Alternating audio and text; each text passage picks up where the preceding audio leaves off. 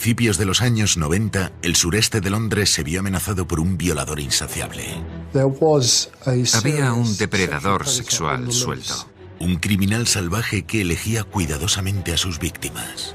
Jugaba con el miedo de las madres jóvenes, que hacen cualquier cosa para proteger a sus hijos. La violencia se fue intensificando. Cada vez más víctimas denunciaban que su agresor iba armado con un cuchillo. Y pasó de violador a asesino. La cantidad de rabia e ira es inconmensurable.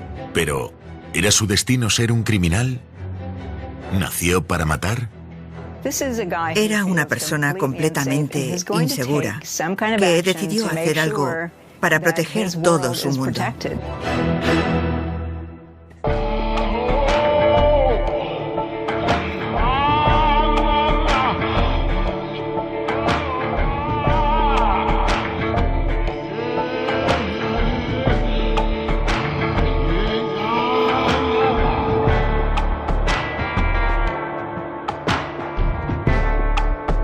¿Nacidos para matar?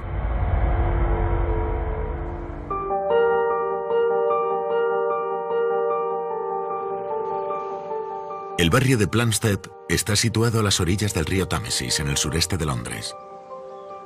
En él vive una comunidad multicultural que abarrota su calle principal y todas sus zonas verdes, que forman parte de lo que se conoce como la Cadena Verde. Abarca una gran cantidad de parques y bosques. Tiene muchos kilómetros y un sinfín de caminos. Era una zona de clase media y se vivía muy a gusto. No solían darse muchos crímenes, por lo que la gente se sentía segura. En 1993, Samantha Bissett, residente de Plumstead, era como cualquier otra madre de la zona. Le encantaba grabar vídeos de su hija Jasmine, de 4 años. This is your flower. My flower? Yes.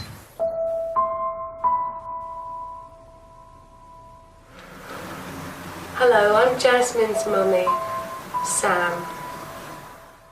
Esta joven de 27 años era una madre dedicada que intentaba que a su hija no le faltase de nada. Sam era una persona muy luchadora y también muy feminista. Tenía un sentido del humor tremendo. That used to be my boyfriend under there.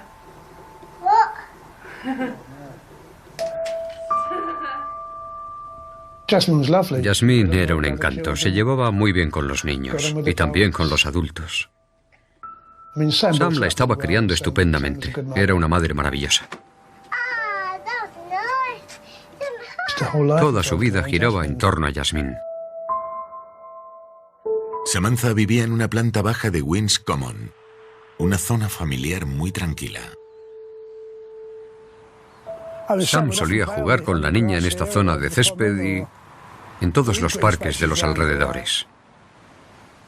Pero una noche de noviembre, esta sensación de seguridad se resquebrajó.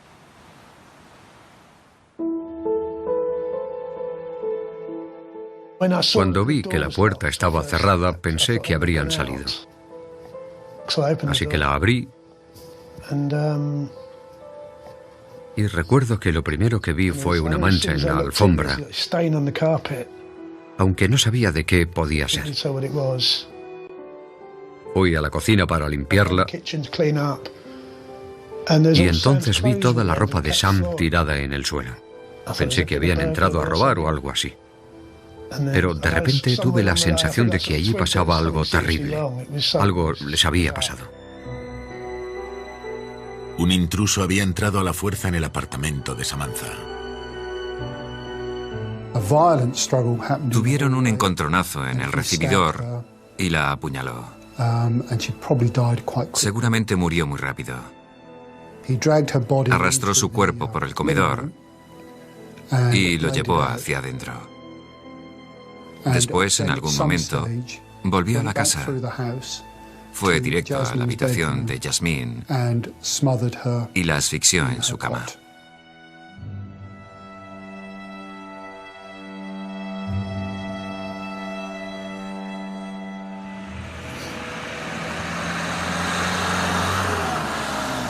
Los habitantes de Plumstead se quedaron paralizados frente a la trágica noticia. Y mientras la policía investigaba este doble asesinato, Robert Napper, habitante de la zona, intentaba solucionar sus problemas con la justicia. Lo habían arrestado por robo y también lo habían pillado en una ocasión disparando un arma de aire comprimido en un parque. Pero uno de los incidentes más graves que protagonizó fue cuando lo pillaron con un arma de fuego real. A pesar de su reciente condena, este joven de 27 años se las apañó para encontrar trabajo en una fábrica de plásticos de la zona. Contratamos a Robert Napper como operador de maquinaria. Su trabajo era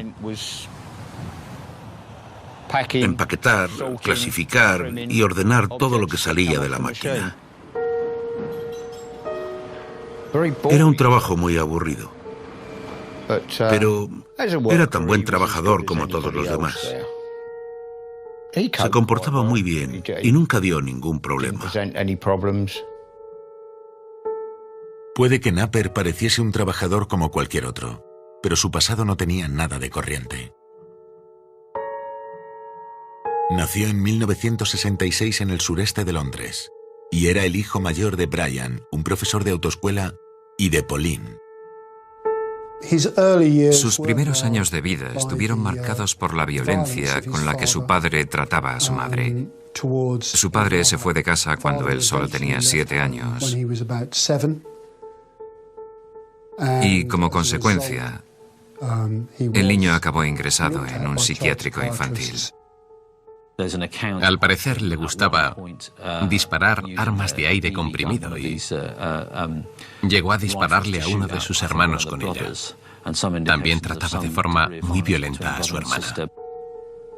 Poco después le diagnosticaron síndrome de Asperger.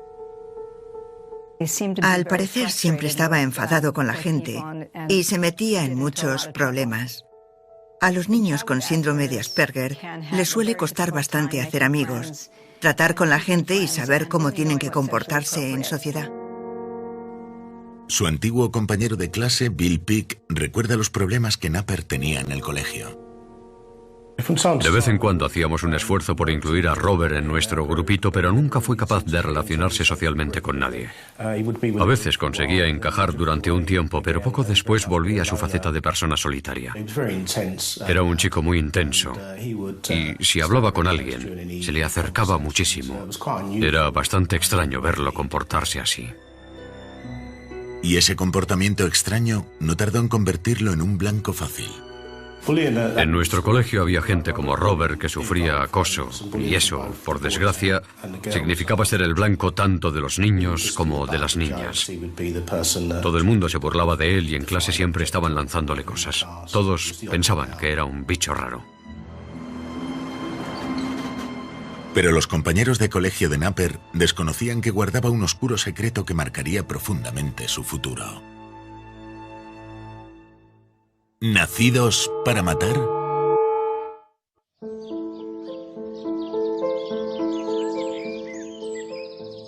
En noviembre de 1993, tuvo lugar un doble asesinato terrible en Plumstead, al sureste de Londres. Samantha Bissett y su hija de 4 años fueron violadas y sometidas a una violencia inimaginable antes de morir asesinadas.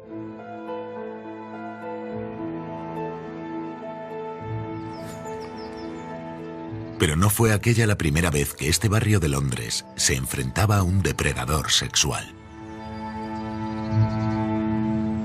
Durante los años 80 y los 90 hubo una oleada de violaciones y ataques sexuales terribles que tuvieron lugar a lo largo y ancho de todo el sur de Londres. Las violaciones solían tener lugar siempre en parques, por lo que acabaron llamándolas las violaciones de la cadena verde. La investigación policial avanzaba muy lentamente, porque parecían tener entre manos dos tipos diferentes de ataques. Los primeros siempre tenían lugar en zonas abiertas como Plumstead o Queen's Common. Este es uno de los caminos de la cadena verde.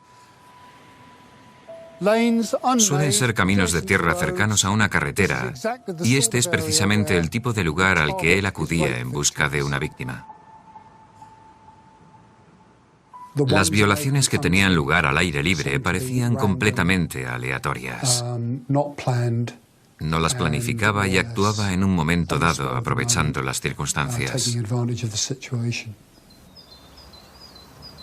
Pero había otro tipo de ataques claramente premeditados. Otras veces atacaba a las mujeres en sus casas y se notaba que se había preparado y que las había estado observando.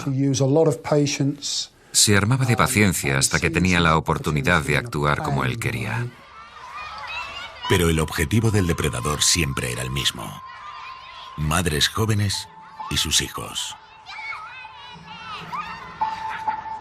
Está claro que siempre elegía víctimas que tuviese cerca y le gustaba que fuesen madres jóvenes de la zona, dispuestas a hacer cualquier cosa para proteger a sus hijos. Sexualizaba el miedo que tenían. Y eso es un comportamiento bastante extraño y absolutamente sádico. Se excitaba con el miedo. Era muy sádico. Quería que alguien observase lo que hacía para sentirse todavía más fuerte y más poderoso. Le gustaba ver cómo los niños lloraban y sufrían mientras violaba a sus madres. Para él era una necesidad psicológica. Conrad Elam recuerda perfectamente las violaciones que tuvieron lugar antes del asesinato de su pareja, Samantha Bissett. Esto es un camino de la cadena verde y lo que tenemos por ahí es el jardín trasero de las casas. Al parecer se paseaba por estos caminos para ver dónde vivían las madres solteras. Entonces trepaba por la valla y si la puerta de atrás estaba abierta ya tenía vía libre para entrar en sus casas. Durante uno de sus primeros ataques, entró en una casa y violó a la madre en uno de los dormitorios mientras los niños estaban en la planta de abajo desayunando. Después les decía que no deberían haberse dejado la puerta abierta. Intentaba culpar a las víctimas. Les decía que ellas se lo habían buscado, que se habían dejado la puerta abierta y que los tipos como él buscaban lugares como ese en los que atacar a personas vulnerables. Culpaba a las víctimas para sentirse mejor con él mismo. Pero también es posible que al no saber cómo comportarse en sociedad, estuviese intentando ser agradable con ellas.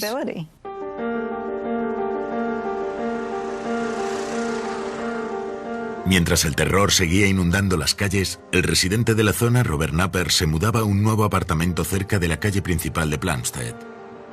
Cada vez estaba más solo. La relación con su madre se había enfriado debido al odio que Napper sentía hacia su padrastro. Pero había algo más que atormentaba a Robert profundamente. Al parecer le ocurrió algo terrible cuando tenía 12 años. Un amigo de la familia les recomendó que mandasen a los niños de campamento durante las vacaciones. Y allí alguien abusó sexualmente de Robert Napper.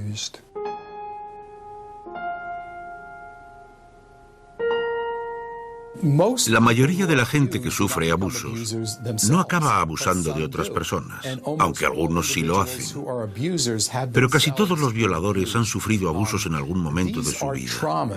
Estos traumas son muy complicados de eliminar. Ese acontecimiento traumático podría haber sido incluso peor debido al síndrome de Asperger que Napper sufría. Si un niño con síndrome de Asperger es víctima de abusos sexuales, acaba mucho más confundido que un niño normal y tiene menos capacidad de adaptación. Se sentiría vulnerable e intentaría hacer algo para asegurarse de que no le volviera a pasar lo mismo. Pero los problemas infantiles de Napper empeorarían más adelante, con otro diagnóstico que le hicieron siendo adolescente.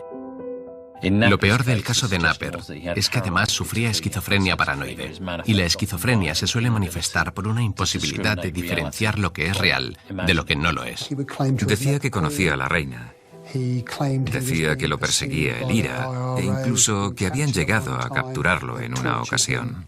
Decía que lo habían torturado y que le habían cortado los dedos, pero que de alguna manera había conseguido que le volviesen a crecer. Siempre estaba contando ese tipo de cosas inventadas.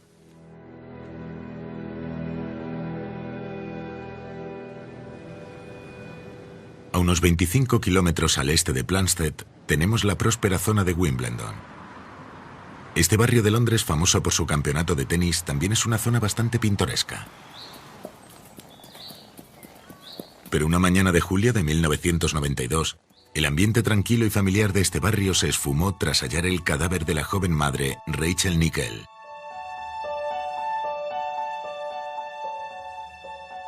Ron Turnbull, experto en homicidios, fue uno de los primeros en llegar a la escena. Lo primero que pensamos fue que tenía que ser mentira. Aquello no podía haber pasado en un lugar tan tranquilo y apacible. No era una zona peligrosa en la que estuviesen acostumbrados a esos ataques. Hay muchas zonas verdes, como el parque en el que hallaron su cuerpo.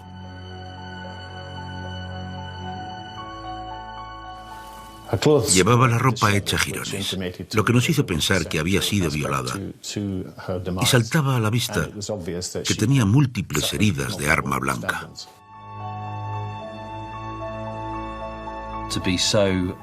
Yo creo que el hecho de tener tanta rabia y tanta ira dentro, como para repetir aquella atrocidad 49 veces, deja muy claro lo sádico que era ese individuo.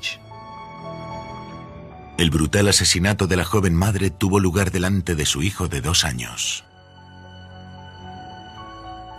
Es posible que el niño significase algo para él. Quería que fuese testigo de la humillación de su madre. Así que es posible que hubiese un componente psicológico detrás de aquel asesinato. Aquel asesinato horrible dejó en estado de shock a todo el país. Hubo una oleada de aversión contra las circunstancias en las que había tenido lugar el asesinato de Rachel Nickel. Lógicamente, los habitantes de la ciudad exigían que la policía diese con el culpable. Siguiendo la opinión pública, Colin Stack, otro habitante de la zona bastante solitario, se convirtió en el principal sospechoso de la investigación. Ya le habían condenado por varios delitos sexuales que habían tenido lugar en la zona. Y encajaba con la descripción de algunos de los testigos. Dijeron que en su casa había símbolos de magia negra. Y eso fue suficiente para que la policía pensase que se trataba del criminal sexual que buscaban.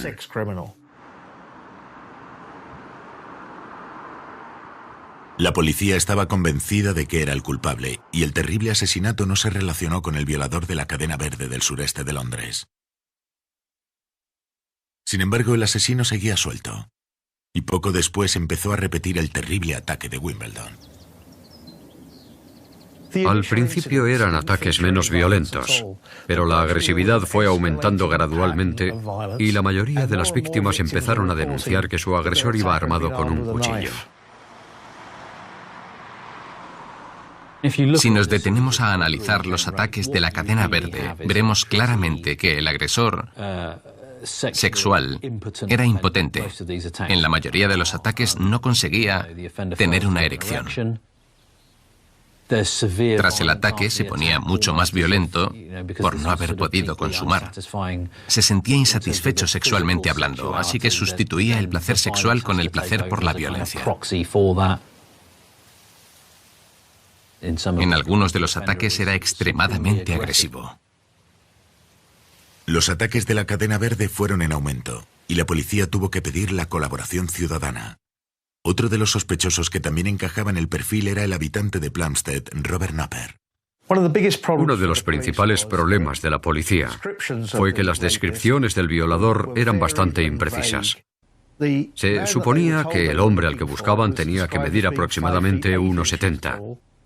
Pero lo cierto es que los agentes vieron que Napper medía un poco más, cerca del 1,90 m, y lo dejaron fuera de la lista de sospechosos. A pesar de haber llamado la atención de la policía, Napper hacía todo lo posible porque sus compañeros no sospechasen de él. Por lo que recuerdo, Robert era una persona bastante anodina y muy tranquila. Hablaba poco, pero si alguien le hablaba, seguía el hilo de la conversación perfectamente. Nunca empezaba una conversación por sí mismo y se notaba que era un hombre reservado. Era soso y bastante raro. Y sus compañeras de trabajo se sentían a gusto con él. La mayoría de las chicas que trabajaban en la fábrica vivían cerca de la calle principal de Plumstead y tenían que cruzarla todas las noches. Cuando estaba a oscuras, daba miedo y era muy incómodo ir caminando por esa zona. Robert Napper vivía en la calle principal, así que las acompañaba. Y lo cierto es que ninguna de las chicas se quejó nunca de él. Pero a pesar de ser un hombre caballeroso, la policía descubrió que las aficiones de Napper fuera del trabajo eran cuanto menos poco escrupulosas. Denunciaron que había un mirón paseándose por los jardines traseros de las casas, sobre todo por el de una chica joven que vivía sola. Cuando la policía llegó, detuvo a Robert Napper.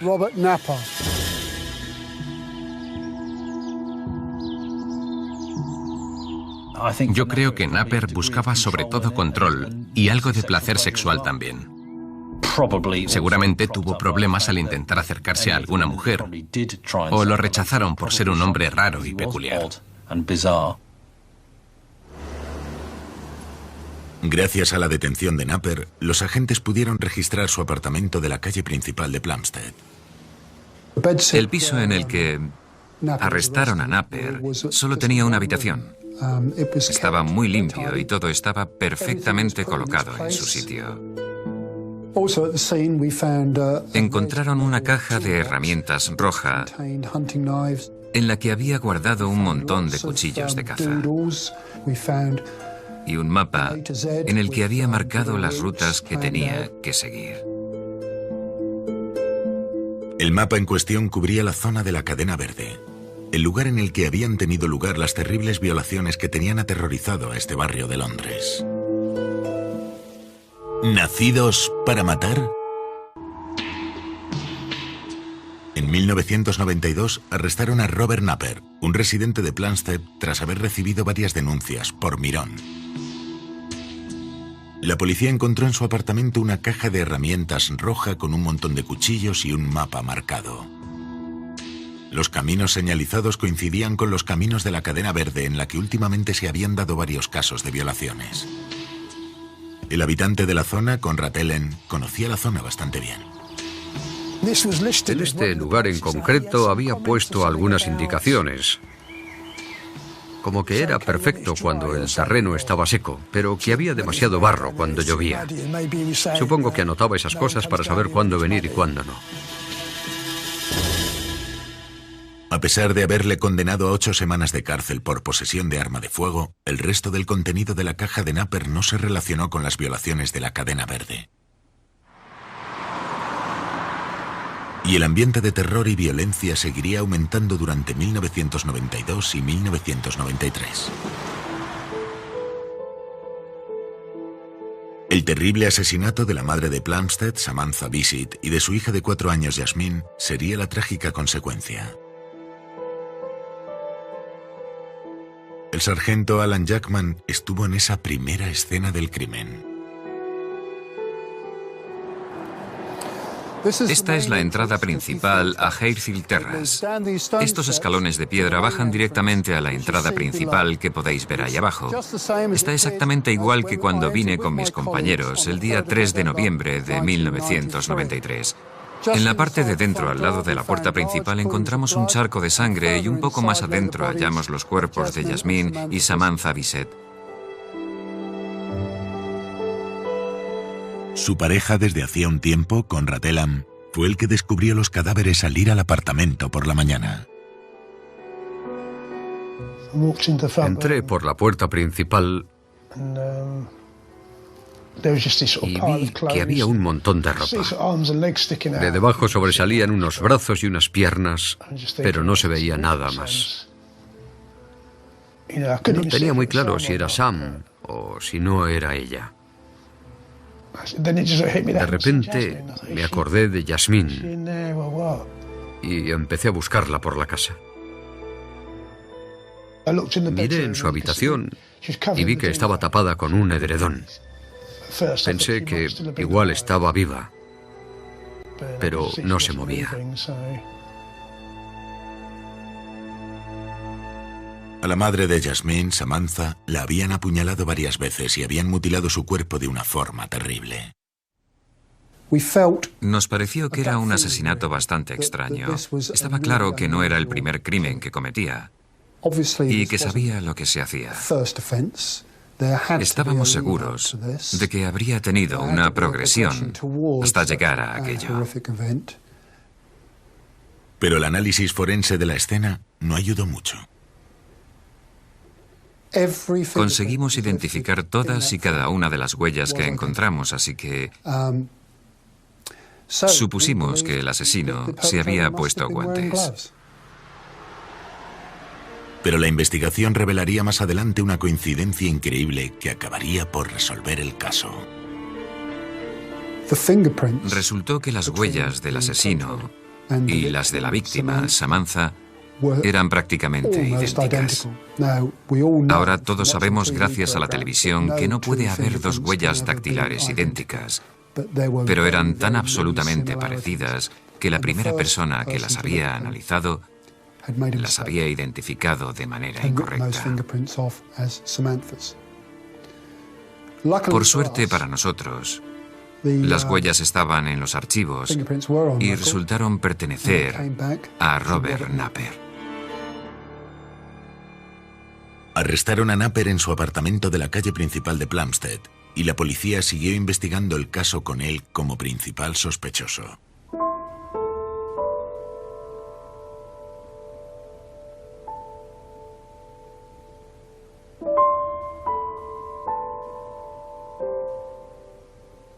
Sam me dijo una vez que vio a alguien asomarse por su ventana mientras estaba en la cama.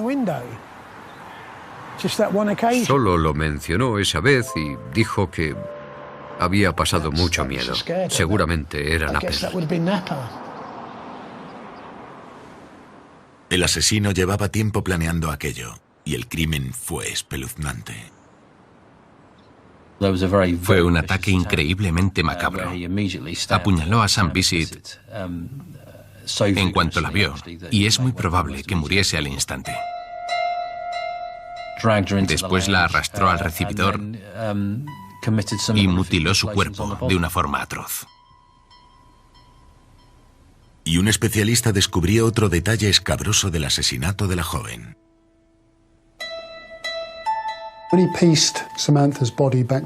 Cuando recompusieron el cuerpo, se dieron cuenta de que faltaba gran parte de su estómago, unos 15 centímetros. Nunca llegaron a encontrar esa parte de su cuerpo.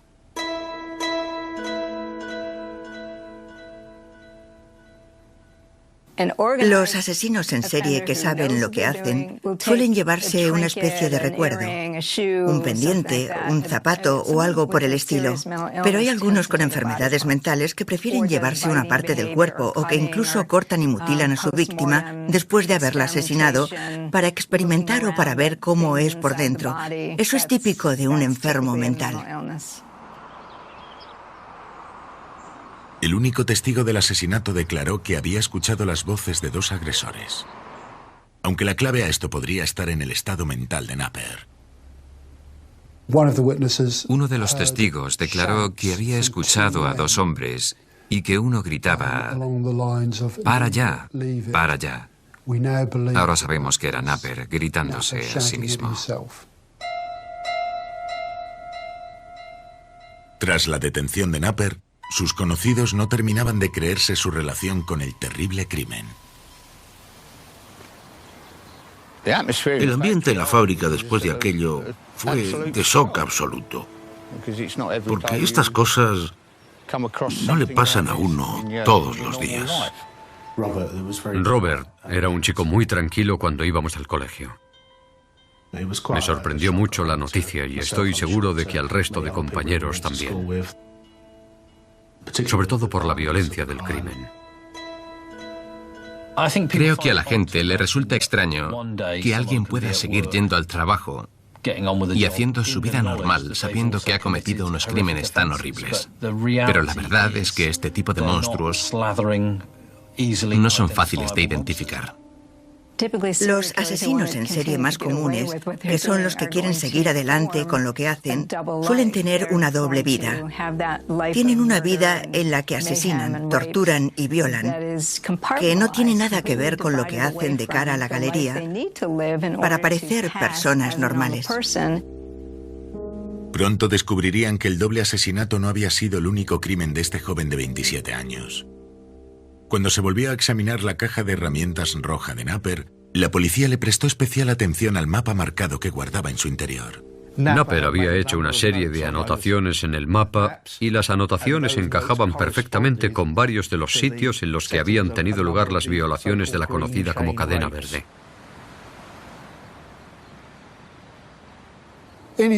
En su apartamento encontramos muchas anotaciones en las que hacía referencia a esta zona del barrio en concreto.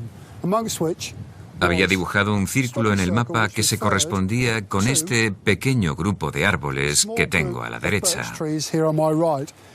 Desde aquí tenía una vista perfecta de la parte de atrás de la casa en la que violó a una de sus víctimas. Fue entonces cuando quedó claro que aquellos 4 años de terror que precedieron a los asesinatos de Samantha y Jasmine Bissett habían sido obra de Robert Napper. Estoy absolutamente convencido de que Napper cometió todas las violaciones de la Cadena Verde. Fueron unos 70 u 80 casos y hay pruebas de que él fue el responsable de la mayoría de ellos. Teniendo en cuenta que las violaciones no son demasiado comunes y que en aquel momento hubo decenas de casos en el mismo lugar, queda bastante claro que el culpable de todos fue la misma persona. La primera violación de Napper tuvo lugar en 1989 en otra de las casas de la zona. Y el ataque lo dejó tan sorprendido a él mismo que incluso se lo confesó a su madre. Le dijo a su madre: me van a venir a buscar porque he violado a una mujer en una casa de Plumstead. Entonces su madre fue a hablar con la policía y les dijo: mi hijo me ha confesado que ha violado a una mujer de Plumstead. Deberíais investigarlo. Pero la policía le dijo que no les constaba nada y que nadie había denunciado ninguna violación por la zona. En realidad, el ataque tuvo lugar en el barrio de Wings Common. Por lo tanto, las denuncias policiales no coincidían con lo que la madre les contó. Creo que al final Napper acabó sintiendo que era invencible. Estuvo mucho tiempo cometiendo aquellos crímenes y eso hizo que con cada una de las violaciones mejorase su técnica. Y es posible que Napper incluso hubiese elegido premeditadamente su estilo de vida. Según yo recuerdo, Robert era un hombre muy educado. La verdad es que, pensándolo bien, es curioso que eligiese un trabajo tan tremendamente aburrido. Hay diferentes motivos por los que estos individuos pueden acabar eligiendo trabajos aburridos que estén por debajo de su inteligencia y de su formación. Uno de ellos puede ser la inseguridad que sienten. En realidad no saben el potencial que tienen y no intentan explotarlo. Otro de los motivos es que quieran tener más tiempo libre para cometer sus crímenes e incluso para planificarlos hasta el más mínimo detalle. Los expertos piensan que el hecho de que eligiese a mujeres con hijos podría estar relacionado con los abusos sexuales que tuvo que sufrir de pequeño de manos de un amigo de la familia. La cantidad de ira y de rabia que queda enquistada dentro de un niño del que han abusado sexualmente de forma sádica y repetitiva es inconmensurable. Psicológicamente está claro que el hecho de que Napper siempre eligiese a mujeres acompañadas de sus hijos tenía algún tipo de significado para él. Probablemente fuese algo personal y estuviese intentando sacar algo que llevaba en su interior actuando de esa manera. Y es muy probable que aquellos horribles recuerdos de su infancia aflorasen todavía más al aumentar la asiduidad de las violaciones. Cuando un individuo de este tipo es impotente o cuando intenta violar a una mujer y no puede, la culpa a ella. Entonces se vuelve más violento porque siente que lo han humillado o que la mujer ha sido testigo de su humillación. Siente que es culpa de ella que no haya podido llevar a cabo su misión y se siente un fracasado. Es entonces cuando entra en juego el arma blanca. Es casi imposible pasar por alto la analogía freudiana, y queda bastante claro que el cuchillo es el equivalente a la erección. Además, creo que Napper estaba obsesionado con los cuchillos. Los coleccionaba y los utilizaba en todos sus crímenes hasta llegar al punto de asesinar. Tenía una extraña fascinación por lo que un cuchillo era capaz de hacer en un cuerpo humano.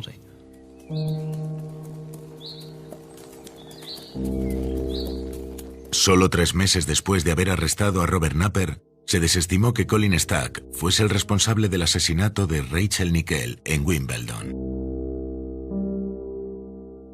Lo que la policía todavía no sabía era que las pruebas de quién era el verdadero asesino estaban dentro de una caja de herramientas roja que pertenecía a Robert Napper.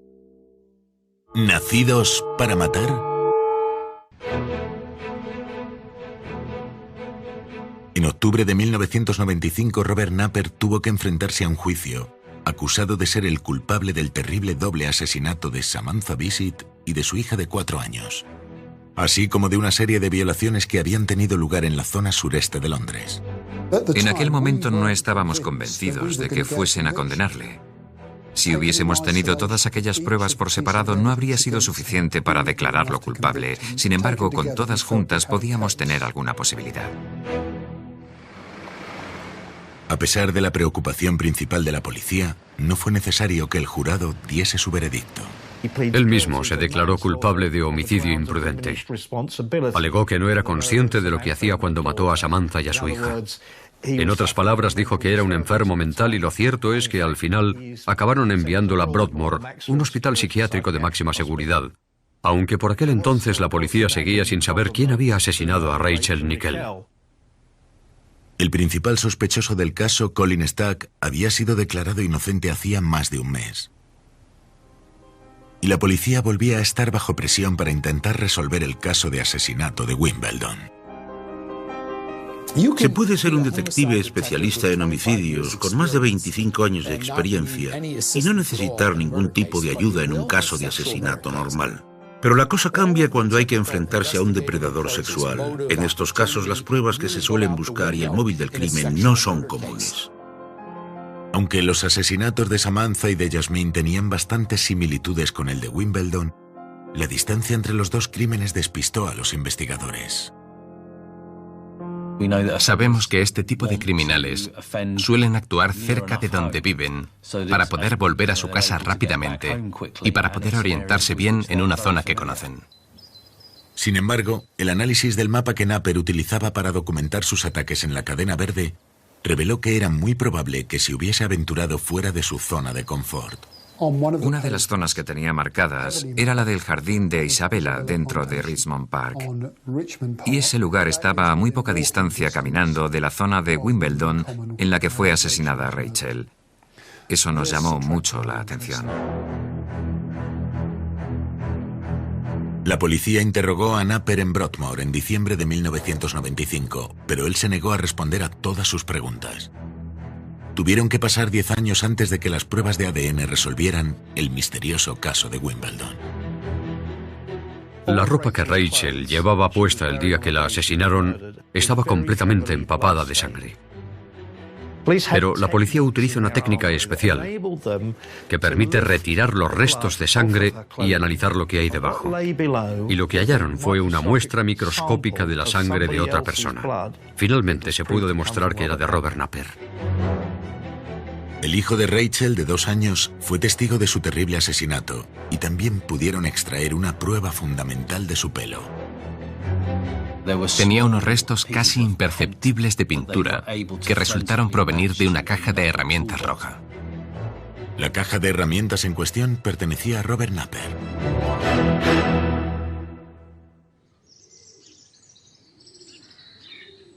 Finalmente, Napper fue condenado por el asesinato de Rachel Nickel en noviembre de 2007.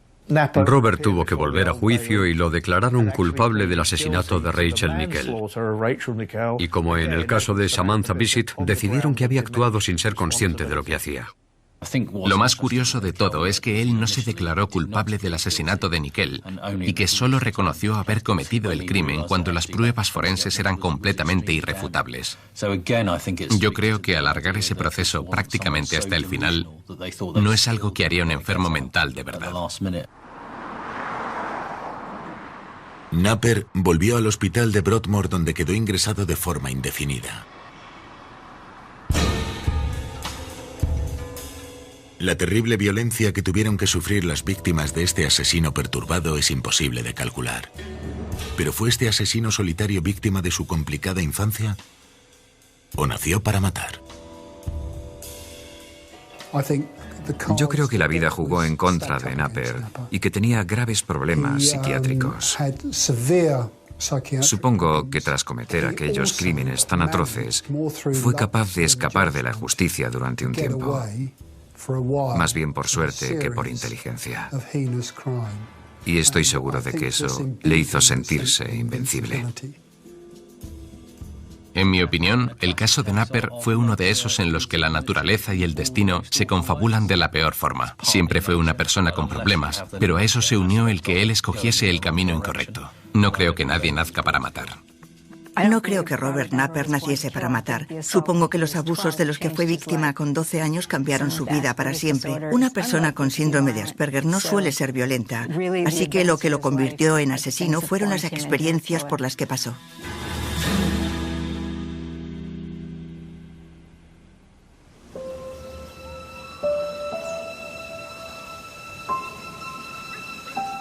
El verdadero alcance de los crímenes de Robert Napper es algo que nunca conoceremos. A día de hoy, lejos de aquellos momentos de horror, las nuevas generaciones disfrutan de los espacios al aire libre que el sur de Londres ofrece. Sin embargo, hay quien nunca podrá olvidar a los seres queridos que perdió. Aquello cambió mi forma de ver la vida. He intentado ser una persona positiva.